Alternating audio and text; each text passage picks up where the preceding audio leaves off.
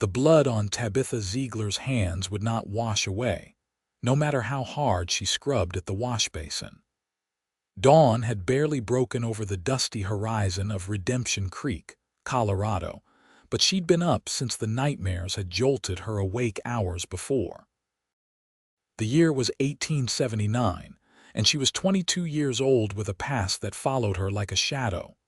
"Miss Tabitha, you all right in there?" Mrs. Holloway's voice called from outside the boarding house room door. "Yes, madam," Tabitha replied, quickly drying her reddened hands on a nearby cloth. "I'll be down shortly." Her reflection in the small, tarnished mirror told the story she tried desperately to hide dark circles under eyes that had once sparkled with innocence, a face too thin from months of barely eating, and a perpetual downward turn to lips that had forgotten how to smile. She pinned her chestnut hair into a tight bun, then slipped on the high-necked black dress that had become her uniform since arriving in town 3 months ago. Tabitha had fled St. Louis in the dead of night, leaving behind a scandal that would have destroyed what little remained of her family name. Here in Redemption Creek, she was simply the quiet new schoolteacher, a respectable position she'd secured through forged references and desperate prayers. Downstairs, the boarding house dining room buzzed with the usual morning chatter. Tabitha slid into her seat at the far end of the table, hoping to avoid conversation. "Morning, Miss Ziegler," said Mr. Pearson, the town's aging telegraph operator. "Beautiful day shaping up." "Indeed," she murmured, accepting a cup of coffee from Mrs. Holloway.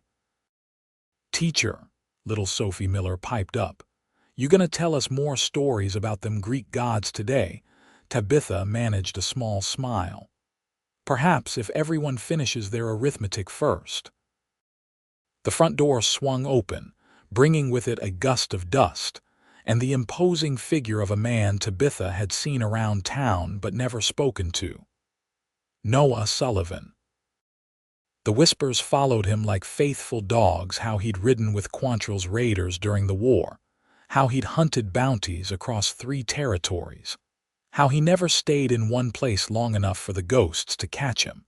His eyes, blue as a winter sky, swept the room and landed briefly on her. She looked away first. "Mr. Sullivan," Mrs. Holloway said warmly. "Coffee, appreciate it," he replied, his voice deep and rough-edged. He took a seat halfway down the table opposite from Tabitha. His hands were calloused, she noticed, and a thin scar ran along his jawline, disappearing into several days' worth of stubble. Tabitha finished her breakfast quickly, eager to reach the schoolhouse before her students arrived. As she stood to leave, Noah Sullivan spoke. "Miss Ziegler, isn't it?" The schoolteacher, she froze, unused to being directly addressed by anyone outside of school matters. "Yes. Might want to take the back way to the schoolhouse today. Some cattle being driven down Main Street. Could get messy." Tabitha nodded once, unsure why this intimidating stranger would bother with such a warning. "Thank you, Mr. Sullivan." "Noah," he corrected, those piercing eyes studying her with unsettling intensity. She hurried out, clutching her books to her chest like a shield. The morning air was already warm, promising another scorching June day. Taking Noah Sullivan's advice, she cut through the alley behind the general store, her mind racing with unwanted memories of another man who'd once looked at her with similar interest. The schoolhouse was empty and quiet when she arrived. Tabitha moved methodically through her morning routine, writing the day's lessons on the blackboard, arranging the readers on each desk, and finally taking her seat to review her teaching notes. But her mind kept drifting to the cowboy at breakfast, to the way his presence had seemed to shrink the room. By mid-morning, 20 children filled the schoolhouse with their energy and chatter. Tabitha found comfort in their innocence, in their uncomplicated view of the world. Here, she could almost forget who she had been, what she had done. "Miss Ziegler." 10-year-old Thomas Bennett raised his hand. "Is it true what my pa says about Mr. Sullivan?" Tabitha stiffened. "And what does your father say, Thomas?" "That he killed 17 men and never spent a day in jail for it." The other children's eyes widened in a mixture of horror and fascination. "Thomas Bennett, we do not spread unkind rumors," Tabitha said firmly. "Now, let us return to our geography lesson. Who can tell me the capital of Wyoming Territory?" But the mention of Noah Sullivan had unsettled her. She'd come to Redemption Creek to escape violence and judgment, not to find herself intrigued by a man whose hands might be bloodier than her own. When school ended for the day, Tabitha remained at her desk, grading arithmetic papers. The schoolhouse door creaked open, and she looked up expecting to see a forgotten lunch pail in a child's hand. Instead, Noah Sullivan filled the doorframe. "Mr. Sullivan," she said, rising from her chair. "Is there something I can help you with?" He removed his hat, revealing dark hair streaked with premature silver at the temples. "Mayor asked me to check the roof before the rains come next week. Said it leaked something fierce last spring." "Oh." Tabitha sat back down, uncomfortable with his presence in her sanctuary. "By all means." Noah moved with surprising grace for such a large man. She watched covertly as he examined the ceiling, noting the way his shirt stretched across broad shoulders. There was something both dangerous and reassuring about him, like a thunderstorm that brought both destruction and relief. "You're not from around these parts," he said suddenly. It wasn't a question, but Tabitha answered anyway. "No, I came from St. Louis." "Long way to come for a teaching position." Her heart quickened. "I wanted a change of scenery." Noah's eyes met hers, and in that moment, Tabitha felt as if he could see straight through her carefully constructed facade. "Most folks don't come to a place like Redemption Creek unless they're running from something." "Are you speaking from experience, Mr. Sullivan?" The words slipped out before she could stop them. To her surprise, he laughed a short, rusty sound, as though it didn't get much use. "Fair enough, Miss Ziegler, fair enough." He put his hat back on. "Roof's going to need work. I'll tell the mayor." As he turned to leave, Tabitha called out, "Is it true, what they say about you?" Noah paused at the door, not turning around. "Some of it, not all." Then he was gone, leaving Tabitha with more questions than answers. That night, she dreamed of St. Louis, of elegant parties and champagne, of Charles Blackburn's handsome face and seductive promises. She dreamed of the scandal, the blood, the escape in the dead of night. She woke gasping for air, sheets tangled around her legs, the weight of her shame pressing down on her chest like a stone. For the next week, Tabitha avoided Noah Sullivan, even taking her meals at different times to ensure their paths wouldn't cross at the boarding house. But in a town as small as Redemption Creek, complete avoidance was impossible. Saturday brought the monthly town social, an event Tabitha would have preferred to skip, but couldn't without raising eyebrows. She wore her best dress, a navy blue affair with small pearl buttons up the front, and arranged her hair in a style slightly less severe than usual. The town hall was decorated with paper streamers and wildflowers. A small band played in the corner while children ran between the legs of adults, and elderly couples demonstrated dances from their youth. Tabitha stationed herself by the punch bowl, maintaining a polite smile while discouraging conversation through her rigid posture. "Not much for socializing, are you?" Noah Sullivan appeared beside her, looking transformed in clean clothes and with his face freshly shaven. The scar along his jaw was more prominent now. "I'm merely observing," Tabitha replied, her eyes fixed on the dancers. "Seems a shame to come all this way just to watch." "I'm perfectly content, thank you." Noah studied her for a long moment. "No, you're not, but you're trying hard to convince yourself you are." Tabitha turned to him, irritation flashing in her eyes. "You don't know me, Mr. Sullivan."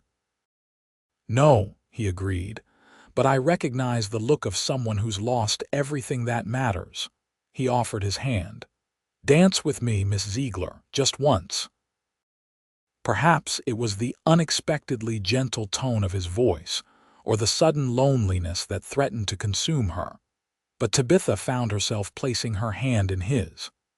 Noah led her to the edge of the dance floor, placing one hand respectfully at her waist while the other held hers.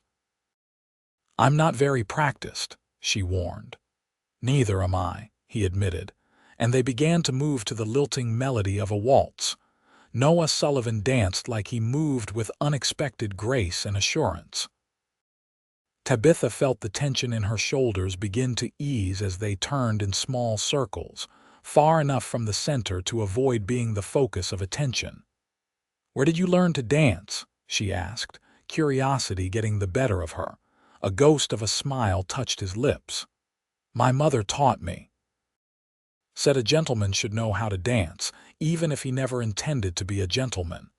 "And did you intend to be a gentleman?" "Once, a long time ago." His eyes clouded briefly. War has a way of changing intentions. The music ended, but Noah didn't immediately release her. "Thank you for the dance, Miss Ziegler." "Tabitha," she said, surprising herself. "You can call me Tabitha." Something shifted in his expression, a softening, perhaps, or recognition of the small trust she'd extended. "Tabitha," he repeated, as if testing how the name felt on his tongue. That night, for the first time in months, Tabitha slept without nightmares. Sunday morning found her sitting in the last pew of Redemption Creek's small church. Reverend Harris preached about forgiveness and redemption, words that felt like arrows aimed directly at her heart. How could there be forgiveness for what she had done? As the congregation filed out after the service, Tabitha lingered, unwilling to face the forced sociability of the churchgoers gathered outside. When she finally emerged, most had dispersed, except for Noah Sullivan, leaning against a nearby tree. "I didn't take you for the church-going type," she commented as she approached. "I'm not, usually."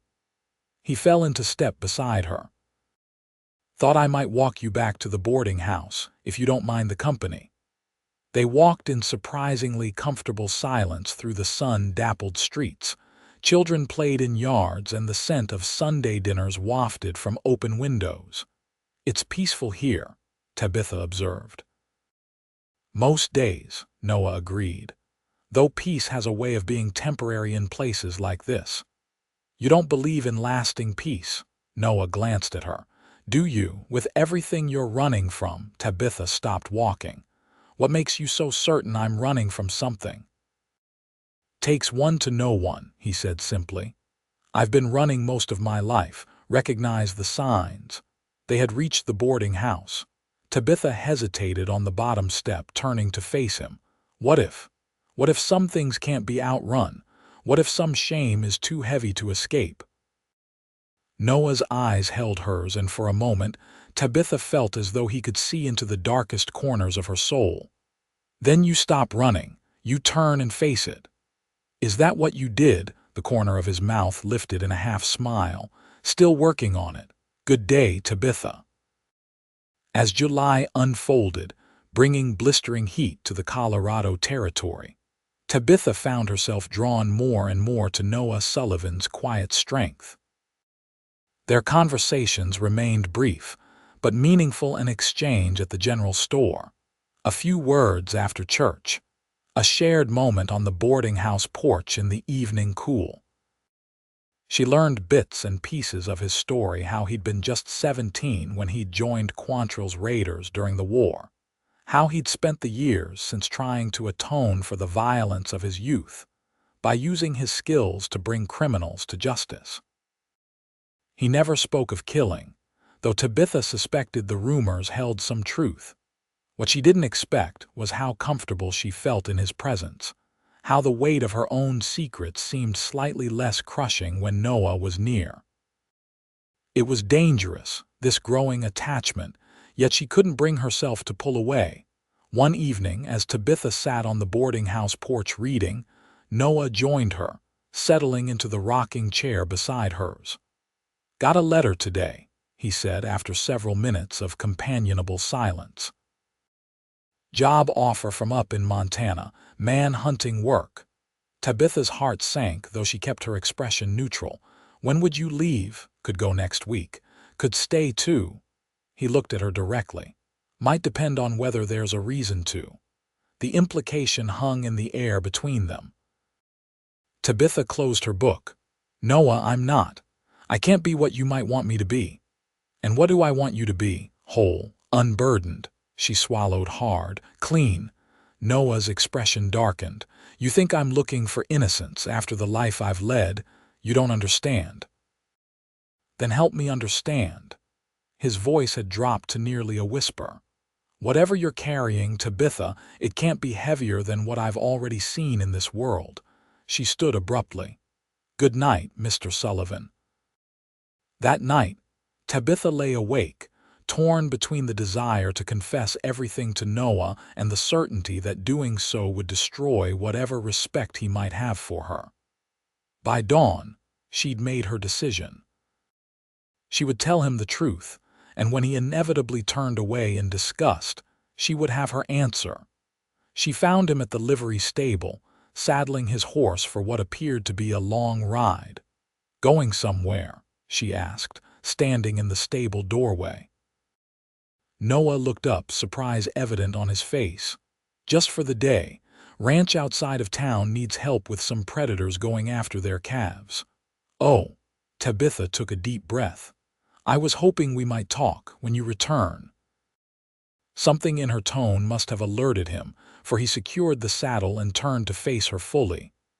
"We can talk now. It may take some time." Noah studied her, then nodded. "Meet me at sunset, by the creek south of town. No one to overhear us there." The day passed in an agony of anticipation. Tabitha went through her lessons mechanically, her mind fixed on what she would say to Noah that evening. As the final school bell rang, she found herself wishing for more time, yet simultaneously desperate for the moment of truth to arrive. Sunset found her standing by the creek, watching as the water caught the dying light in sparkling ribbons. She heard Noah's approach before she saw him, the soft crunch of boots on gravel, then his tall figure appearing around the bend. "You came," he said, as if he'd half expected her to change her mind. "I said I would." Tabitha smoothed her skirts nervously. "I need to tell you something about why I came to Redemption Creek." Noah leaned against a boulder, his posture deliberately casual, though his eyes were intense. "I'm listening." Tabitha turned to face the creek, finding it easier to speak without meeting his gaze.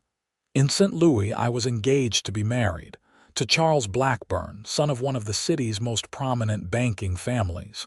She paused, gathering her courage. "My father had lost everything in bad investments. The engagement was his salvation away back into society's good graces. Charles was handsome, wealthy, charming in public." Her voice faltered. "In private, he was different." Noah remained silent, but she could feel the tension radiating from him. "At first, it was just controlling behavior dictating what I wore, whom I spoke to. Then came the jealousy, the accusations, and finally—" She touched her wrist unconsciously, remembering the bruises. "Finally, the violence." "Did your father know?" Noah's voice was dangerously quiet. "He suspected, I think, but we needed the connection to the Blackburn family too desperately for him to intervene." Shame colored her words. "I told myself it would get better after the wedding, that Charles would change." "They rarely do," Noah observed grimly. Tabitha nodded. 3 weeks before the wedding, I discovered Charles had other women, many of them. When I confronted him, he became enraged. He struck me harder than before. I fell against a table and there was a letter opener." The memory flooded back, the blind panic, The gleam of metal, Charles's look of disbelief as the letter opener pierced his shoulder, the blood spreading across his expensive shirt. "I didn't mean to stab him," she whispered. "It was an accident, but when he collapsed, I thought I'd killed him." She finally turned to face Noah, braced for condemnation. "I ran, took what money I had saved and fled. It wasn't until I reached Kansas City that I learned he had survived. But by then, I was already branded in the newspapers as a violent, unstable woman who had attacked her fiancé without provocation."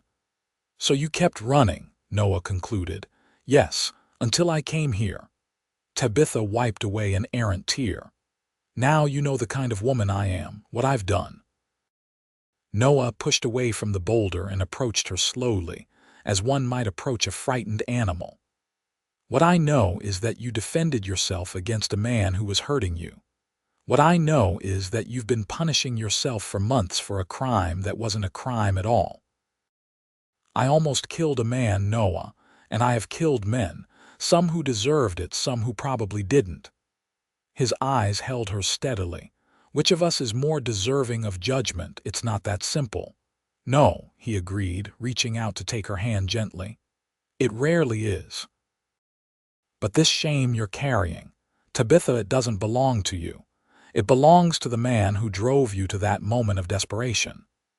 Tears spilled down her cheeks as years of guilt and shame crashed against the simple truth of his words. Noah pulled her into his arms, and for the first time in longer than she could remember, Tabitha allowed herself to be held. "I'm tired of running," she whispered against his chest. "Then stop," he murmured into her hair. "Stop running." They stood like that as the last light faded from the sky, two broken people finding unexpected solace in each other's arms. In the days that followed, something shifted between them. Noah declined the job offer from Montana. Tabitha began to walk with her head held higher, less afraid of being recognized or discovered. They spent evenings on the boarding house porch really talking about their pasts, their regrets, and, hesitantly, their hopes. "You ever think about going back?" Noah asked one evening in late July. "To St. Louis to clear your name?" Tabitha considered the question. "Sometimes. But what proof do I have? It would be my word against Charles's, and his family has influence I could never match. Unless you had witnesses to his character." Noah's expression was thoughtful. Other women he might have hurt, perhaps, but finding them, convincing them to speak out. She shook her head. "It seems an impossible task. Not impossible, just difficult." He reached for her hand, a gesture that had become natural between them. "And not something you'd have to do alone." The implication of his words hung in the air. Tabitha squeezed his hand but didn't respond. The idea of returning to St. Louis terrified her. Yet the possibility of clearing her name, of truly starting over without looking over her shoulder, was tantalizing. August arrived with thunderstorms that broke the heat but left the air thick with humidity. On a particularly oppressive afternoon, as Tabitha was closing up the schoolhouse for the day, Sheriff Taylor appeared at the door. "Miss Ziegler, might I have a word?" Tabitha's heart leaped into her throat. "Of course, Sheriff. Is something wrong?" The older man twisted his hat in his hands.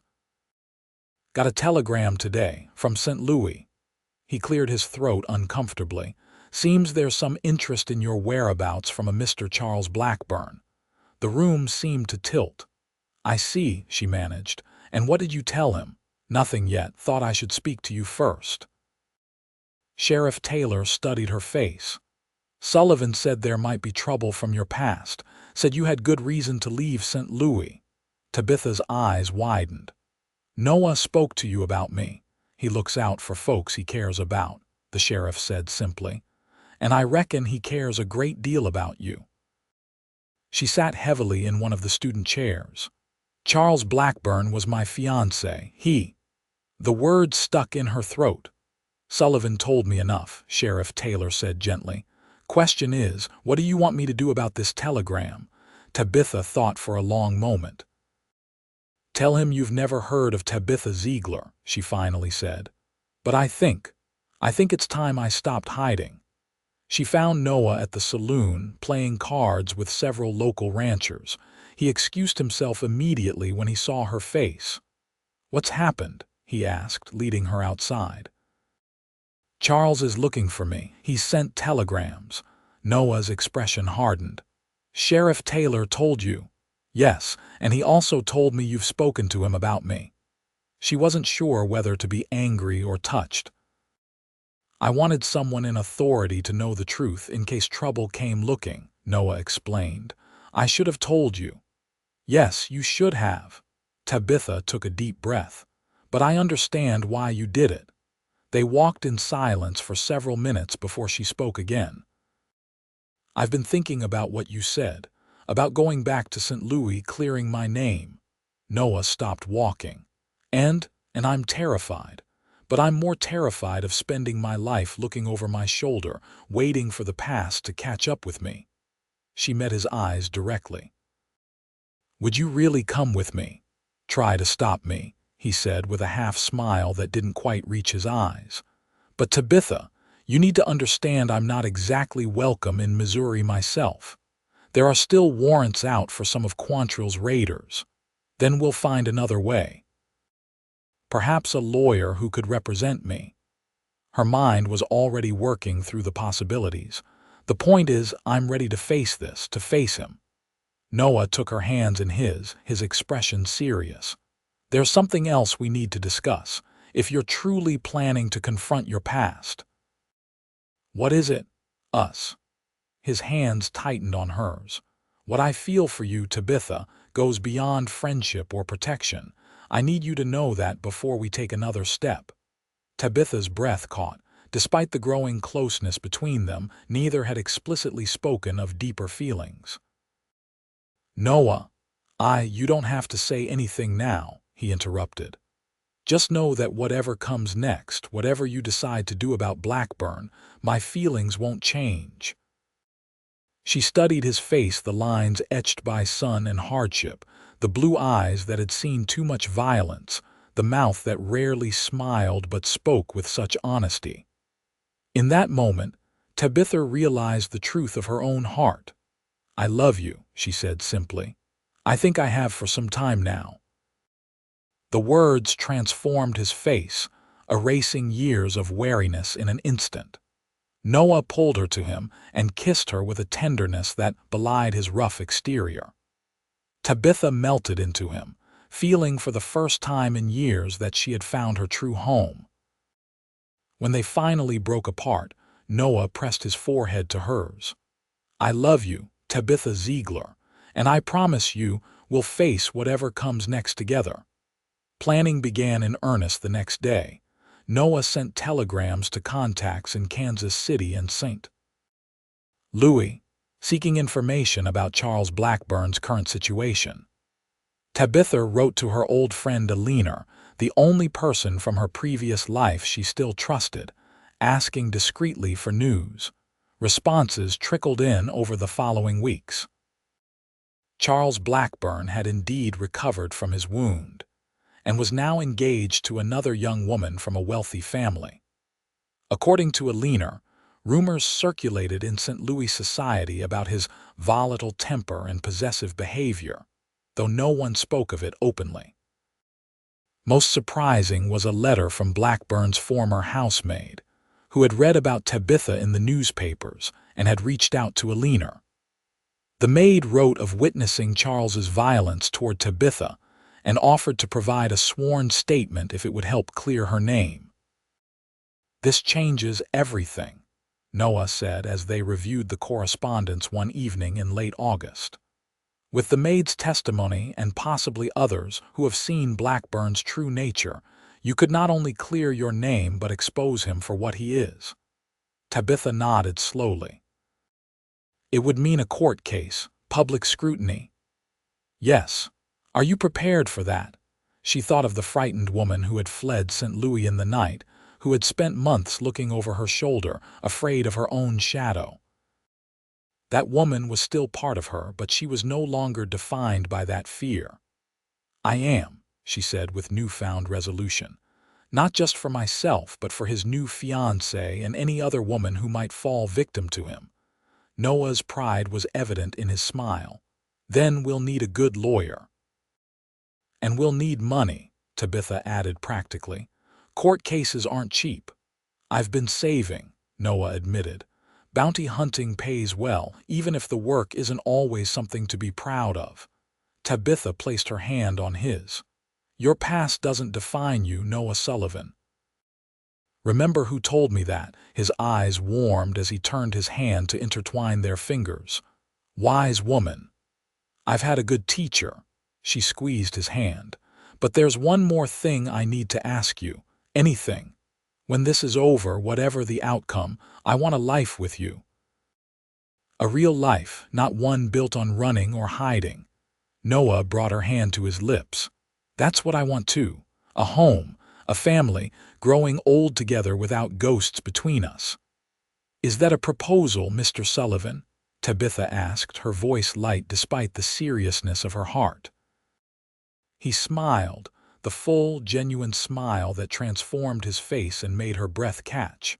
"Not yet, but when I do propose, you'll know it, and it'll be when you're free of Blackburn's shadow once and for all." They set their plans in motion. Noah secured a leave of absence from his deputy position, explaining to Sheriff Taylor their intentions. The older man offered not just his blessing but a contribution to their legal fund, which was followed by similar offers from other townspeople who had come to respect both the quiet schoolteacher and the reformed bounty hunter. Tabitha wrote to Alina, arranging accommodations in St. Louis and meetings with a lawyer recommended by one of Noah's contacts. She submitted her resignation to the school board, effective at the end of September, though with a promise to return if circumstances allowed. As their departure date approached, Tabitha found herself filled with a strange mixture of dread and anticipation. The night before they were to leave, she stood in her small room at the boarding house, packing the few possessions she had accumulated during her time in Redemption Creek. A soft knock at her door revealed Noah holding something behind his back.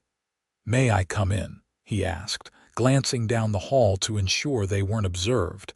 Tabitha nodded, stepping aside to allow him entry. "What brings you here so late?" Noah revealed what he'd been hiding: a small wooden box, beautifully carved with wildflowers. "I wanted to give you this before we leave tomorrow."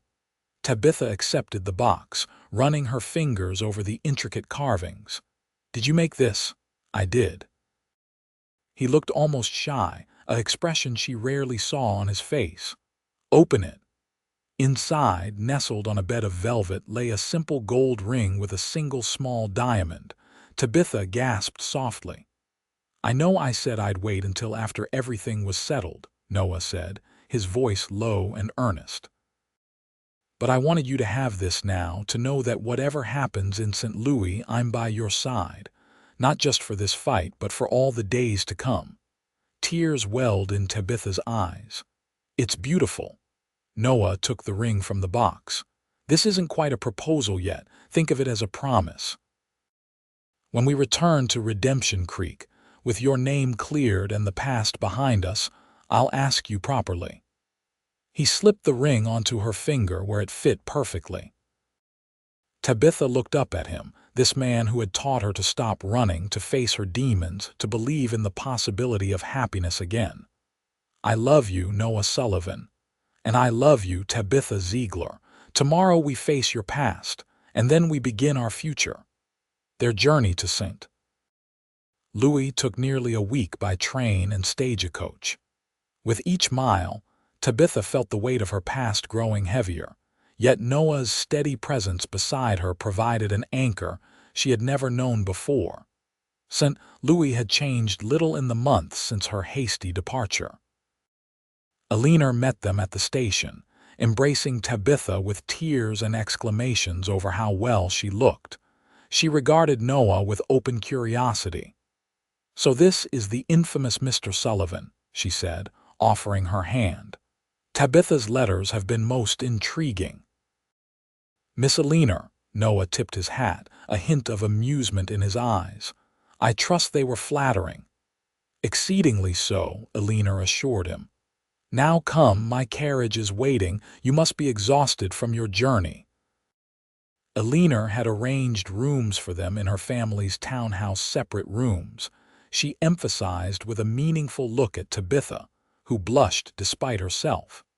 After refreshing themselves, they gathered in the parlor to discuss strategy. "I've arranged a meeting with Mr. Hollister for tomorrow morning," Eleanor explained, referring to the lawyer they had retained. "He's quite eager to meet you, Tabitha. Your case has piqued his interest." "And Blackburn?" Noah asked, his expression darkening at the name, blissfully unaware of Tabitha's return as far as I know. Eleanor's smile was brittle. "Though that won't last long once legal proceedings begin." "What about his fiancé?" Tabitha asked, Miss Amelia Parker. "From what I gather, she's completely besotted with him." Eleanor hesitated, though there are rumors that her father has doubts about the match. Tabitha nodded thoughtfully. "Perhaps Mr. Parker should be informed of certain facts." "Carefully," Noah cautioned. "We don't want to appear vindictive." "No," Tabitha agreed, "just truthful." The meeting with Mr. Hollister the next morning exceeded their expectations. The distinguished lawyer listened intently to Tabitha's account, taking detailed notes and asking pointed questions. "Miss Ziegler, based on what you've told me and the supporting evidence we've gathered, I believe we have a strong case for self-defense," he concluded. "Furthermore, we could potentially file a countersuit for defamation, given the false narrative Blackburn has spread about you." "I don't care about money," Tabitha said firmly. "I just want my name cleared and for people to know the truth about Charles." Mr. Hollister nodded approvingly. "A commendable stance, but don't dismiss the power of a financial penalty.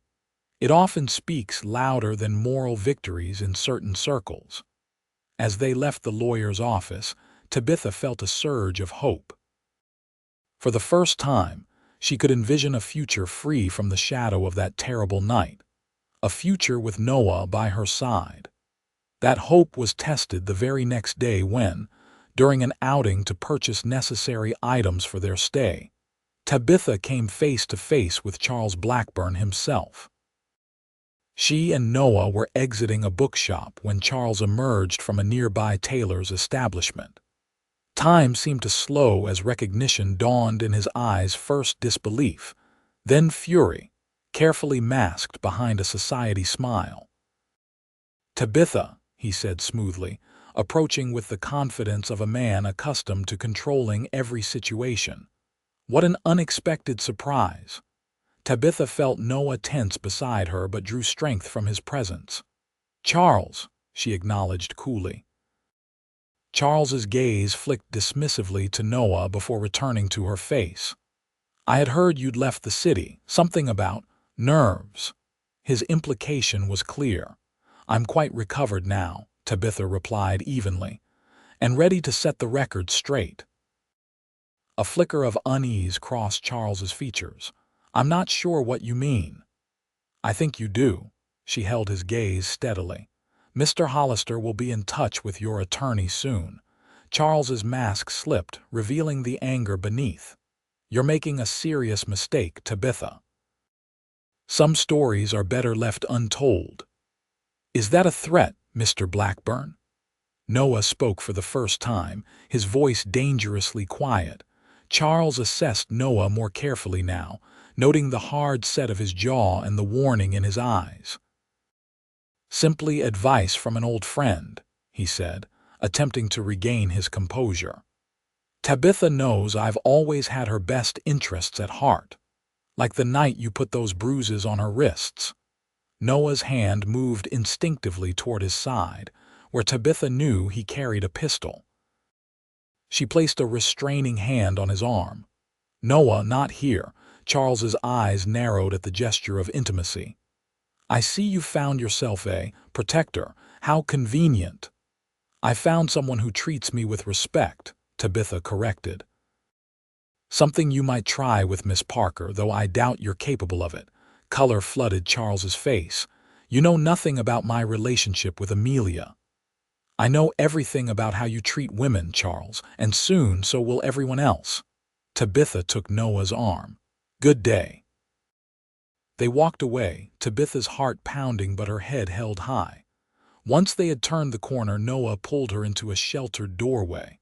Are you all right? He asked urgently, scanning her face. To her own surprise, Tabitha found herself smiling. Yes, I am. For the first time since that night, I looked him in the eye and felt no fear. Noah's expression softened. You were magnificent. He'll fight back, she warned.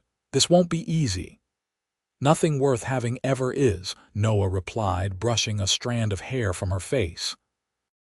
But you've already won the most important battle. You've reclaimed your courage. Their encounter with Charles accelerated events.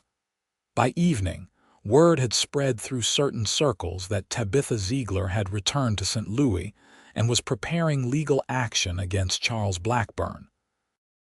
By the following day, Mr. Hollister reported receiving a message from Blackburn's attorney suggesting a private settlement. He's running scared, Noah observed when they received the news. As well he should be, Alina added with satisfaction. I've heard from 3 different sources that Mr. Parker is asking pointed questions about Charles's character. Tabitha considered the offer of settlement. I don't want his money, I want the truth to be known. Mr. Hollister nodded thoughtfully. Perhaps we can negotiate terms that include a public acknowledgement of his behavior, along with financial compensation that you could direct to a women's shelter or similar cause. That might be acceptable, Tabitha conceded. The negotiations took place over several tense days. Charles's initial offers included substantial financial compensation, but required Tabitha's silence about the events leading to their broken engagement.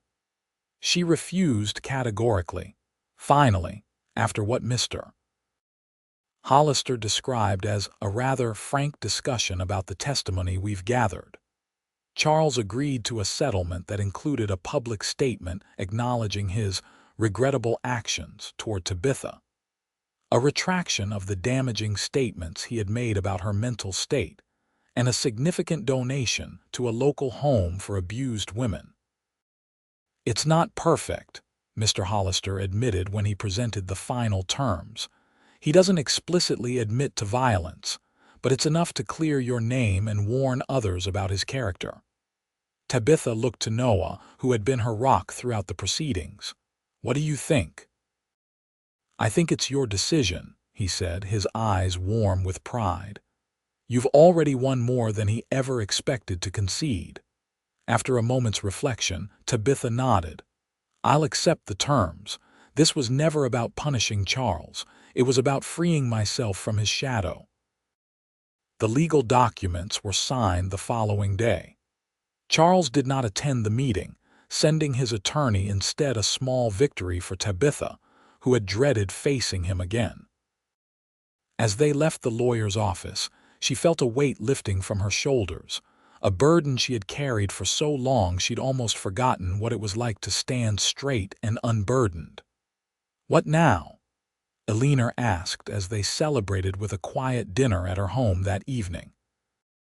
Tabitha exchanged a glance with Noah. Now we go home. To Redemption Creek, Alina looked surprised. After clearing your name, you could stay in St. Louis, resume your place in society. My place isn't here anymore, Tabitha said simply. It's wherever Noah is. Later that night, as they stood alone in Alina's garden under a sky full of stars, Noah took Tabitha's hands in his. I made you a promise before we left Redemption Creek, he reminded her, his voice husky with emotion, that when your name was cleared, I would ask you properly. He dropped to one knee, still holding her hands. Tabitha Ziegler, I've loved you since before I knew what loving you meant. You've shown me that even the most damaged hearts can heal, that the past doesn't have to define us, that there's grace in starting over. Will you marry me?" Tears of joy spilled down Tabitha's cheeks. "Yes, Noah Sullivan. Yes, I will marry you." He rose and pulled her into his arms, kissing her with all the passion and tenderness that had grown between them over the months. When they finally broke apart, both breathing heavily, Noah pressed his forehead to hers. "When we get back to Redemption Creek," he murmured, "I'm going to build you a house on that piece of land just outside town, the one with the creek running through it and the view of the mountains." "The piece you've been saving for?" Tabitha asked, surprised. Noah nodded. "Been buying it bit by bit for the past year. It's ours now, all 20 acres. "A home," she whispered, the word filled with wonder. "Our home." They returned to Redemption Creek in early November, the mountains already dusted with the first snows of winter. The town welcomed them back with unexpected warmth, a celebration at the saloon, offers to help build their house before the worst of winter set in, and a unanimous vote from the school board asking Tabitha to resume her teaching position. The wedding took place on Christmas Day in the town's small church, decorated with evergreen boughs and red berries. Tabitha wore a dress of deep blue velvet that Alina had insisted on having made for her in St. Louis, with tiny pearl buttons up the front that reminded her of how far she had come. Noah, almost unrecognizable in a new suit, watched her walk down the aisle with an expression of such naked adoration that several of the town's most hardened miners were seen wiping away tears. Reverend Harris spoke of new beginnings, of redemption and grace, themes that resonated deeply with both bride and groom. When Noah slipped the gold band onto Tabitha's finger to join her engagement ring, his hands were steady, but his voice broke slightly as he repeated the vows. "I, Noah, take thee, Tabitha, to be my wedded wife, to have and to hold from this day forward, for better, for worse, for richer, for poorer, in sickness and in health, to love and to cherish, till death do us part." Tabitha's voice was clear and sure as she made the same promise, her eyes never leaving Noah's. "I now pronounce you man and wife," Reverend Harris declared. "What God has joined together, let no man put asunder." Their first kiss as husband and wife was met with cheers and applause from the assembled townsfolk. As they turned to face their friends and neighbors, Tabitha felt a sense of belonging she had never known before. The celebration continued at the town hall, transformed by willing hands into a festive reception space. There was dancing and laughter, food and drink, and more genuine good wishes than Tabitha had ever received in her life among St. Louis society. As the evening wore on, Noah pulled her aside into a quiet corner. "Happy Mrs. Sullivan," the name sent a thrill through her. "More than I ever thought possible." He brushed a gentle kiss against her temple. "Ready to see our home?" Though the house wasn't completely finished, the upstairs rooms still needed plastering, and some of the windows lacked proper glass. Noah had insisted that the bedroom be completed in time for their wedding night. He had kept Tabitha away for the past week, wanting to surprise her with what he and the other men had accomplished. They slipped away from the celebration as snow began to fall gently outside. Noah helped Tabitha into the wagon he had borrowed for the occasion, tucking warm blankets around her before climbing up beside her. "Close your eyes," he instructed as they approached the property. "I want you to get the full effect." Tabitha complied, her heart beating with anticipation. She felt the wagon stop, heard Noah jump down and come around to her side. "Keep them closed," he murmured, lifting her carefully from the wagon and carrying her several steps. "Now open." Tabitha opened her eyes to see their home, a sturdy 2-story structure of logs and stone, with light glowing warmly from the downstairs windows. Smoke curled from the chimney into the night sky, and a wreath of evergreens hung on the front door. "Oh, Noah," she breathed, tears springing to her eyes. "It's beautiful. Welcome home, Mrs. Sullivan." He carried her across the threshold into a spacious main room with a blazing fire in the stone fireplace. Tabitha took in the simple but well-crafted furniture, the shelves already lined with her books, the colorful quilt on the rocking chair that she recognized as a gift from Mrs. Holloway at the boarding house. "When did you do all this?" she asked in wonder. "Been working on it since we got back," Noah admitted. "Had plenty of help from folks in town. Seems people are quite invested in our happiness." He set her gently on her feet, allowing her to explore. The kitchen was small but practical, with a cast iron stove and open shelves holding the dishes they'd received as wedding gifts. A dining table stood by the window, set with a vase of winter berries. "And upstairs?" Tabitha asked, her cheeks coloring slightly as she thought of what awaited them. Noah took her hand. "Come see." The bedroom was simply furnished but deeply welcoming, with a large bed covered in a patchwork quilt, a chest of drawers, and a small dressing table by the window. Someone leaner, Tabitha suspected, had scattered dried rose petals across the quilt and left a bottle of champagne cooling in a bucket by the bed. "What do you think?" Noah asked, a hint of uncertainty in his voice. Tabitha turned to him, her heart so full it threatened to burst. "I think I'm the luckiest woman alive." His arms encircled her waist, drawing her against him. "And I'm the luckiest man. To think I might have taken that job in Montana and never known what it was to love you." "We found each other," Tabitha whispered, reaching up to touch his face. "Despite everything, we found each other." As snow fell softly outside their window, Noah and Tabitha began their life together, two wounded souls who had found in each other not just love, but redemption. Spring came to Redemption Creek with a riot of wildflowers and the promise of new beginnings. Tabitha stood on the porch of their home, watching as Noah worked in the vegetable garden they had planted together. 5 months of marriage had only deepened their bond, each day bringing new discoveries about each other, new reasons to be grateful for the path that had brought them together. "Mail's here," Noah called, straightening from his work as the weekly delivery rider approached their property. Tabitha walked down to meet the rider, accepting several letters with thanks. One bore Eleanor's distinctive handwriting, and she opened it eagerly as she walked back toward the house. "Eleanor sends her love," she told Noah as he joined her on the porch, washing his hands in the basin she'd set out. "And news that Charles Blackburn's engagement to Amelia Parker has been broken.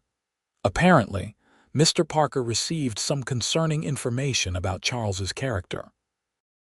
Noah raised an eyebrow. "I wonder how that happened." Tabitha gave him a mock stern look. "I certainly had nothing to do with it."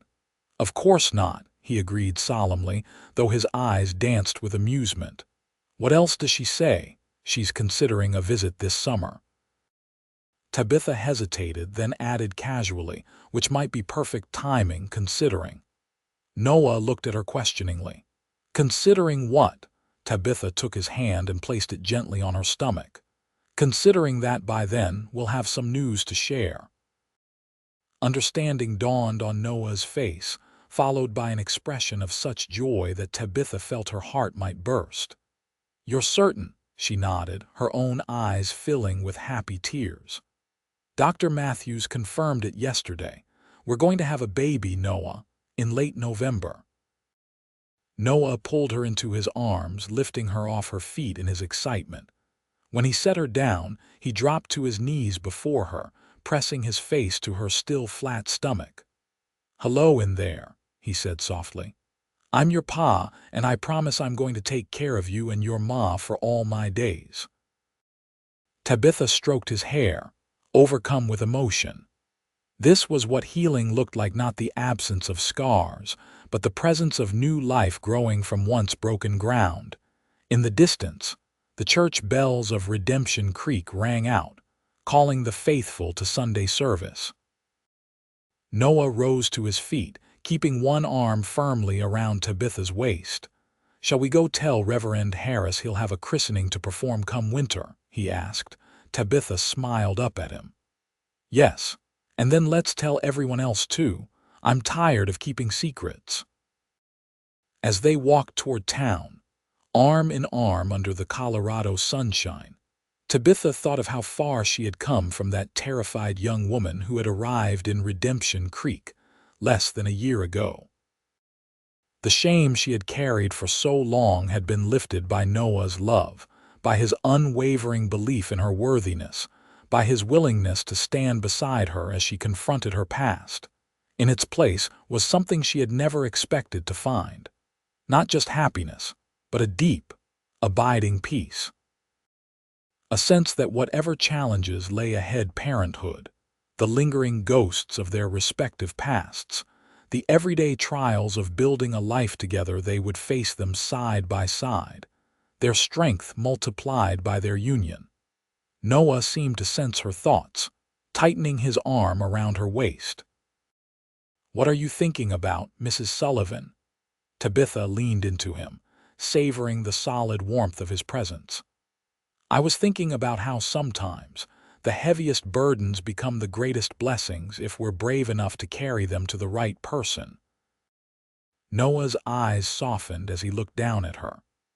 "And sometimes the people we least expect to save us end up being the ones who show us we had the strength to save ourselves all along."